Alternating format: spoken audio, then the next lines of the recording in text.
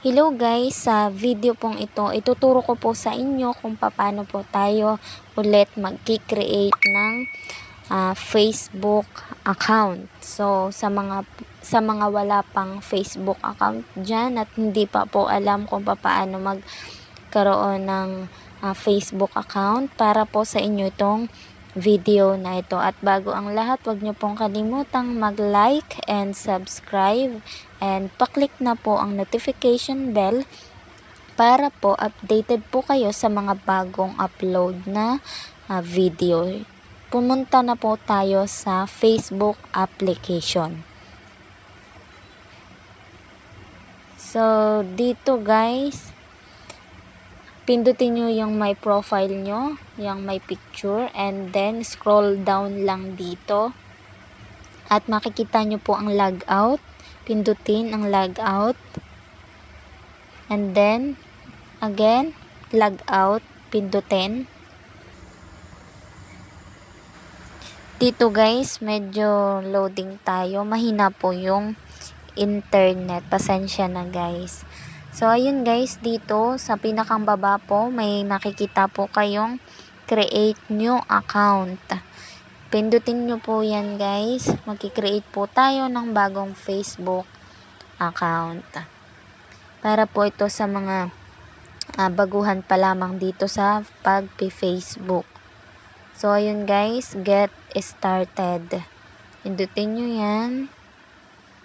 And then dito po, what's your name? May makikita po kayo diyang first name and yung surname or yung last name po ninyo. Dito po, depende po kung ilalagay nyo po yung inyong tunay na pangalan or maggawa po kayo ng kakaibang pangalan. Nasa sa inyo po yan kung ano pong pangalan na ang gusto nyong ilagay sa inyong Facebook account. So, sa first name, nilagay ko Juan at yung last name niya ay De La Cruz. So, next lang po tayo dito pag okay na. At dito po, kailangan nyo pong mag-set ng date. Yung pong birthday nyo. Pwede nyo pong ilagay yung totoong yung pong araw ng birthday nyo. Pwede naman pong hindi na rin. Basta po nasa sa inyo yan. So, dito kay Juan, ang birthday niya ay araw ng 10 at buwan ng February.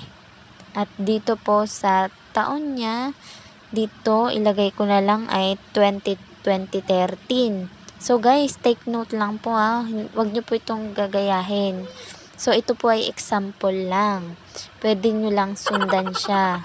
So ayan. Next lang po ang pindutin nyo dyan. Dahil may naset na po kayong birthday. So ayan. Medyo nagahang pa ang cellphone ko.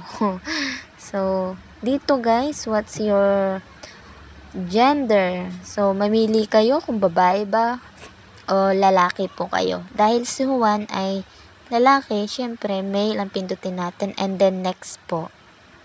Dito guys, kailangan nyo pong maglagay ng mobile number. Ayan, ito po ay number ko dun sa aking Facebook account na ginawa. So, ayan, next lang po ang pindutin nyo. So, ayun guys, hindi pwede itong aking mobile number kasi nagamit ko na. Kailangan nyo po ditong mag-create ng bagong, hindi po create. So, kung meron po kayong mobile number na hindi pa nagagamit, yun po ang gamitin ninyo dito. And then, dito na po sa may password, kailangan nyo po diyang mag-create ng password. So, lagay tayo kahit anong password po. Make sure na matatandaan nyo po yung password na yon. At pag okay na, pindutin nyo po ang next. Pag ganyan po ang lumabas, kailangan nyo pong mag-create ng unique password. So, yung walang katulad. Uy, sana all. So, ayan. yung unique. So, ang ginawa ko kasi maiksi lang. Saka siguro, yan ay madaling malaman. So, ayan, may nag-suggest dito. Suggest strong password. Ayan po yung pipindutin nyo sa baba po. At dito guys, lalabas po ang username. Lagay nyo po yung username. Pwede naman pong Juan. Yan na lang po yung ilalagay ko. Kapag kinilik nyo po yung strong password, talaga pong may username. So, Juan ang ilagay natin and then save password. At ayan na po yung password na yan. So, next lang po natin. And then save. So, importante po na i-save po natin yan. Yung password na yan, sakaling malimutan naman po natin ang ating Facebook account. Di na po tayo makalagin. May access pa po tayo sa ating account. Importanteng i-save yan. At dito po, basahin nyo po yung agree to Facebook term and policy. Dito lang ay agree, ang pindutin nyo. So, ayan, mahina ang internet. Pasensya na guys. Medyo matagal. So, ayan, madadirect na po agad kayo sa pag-login.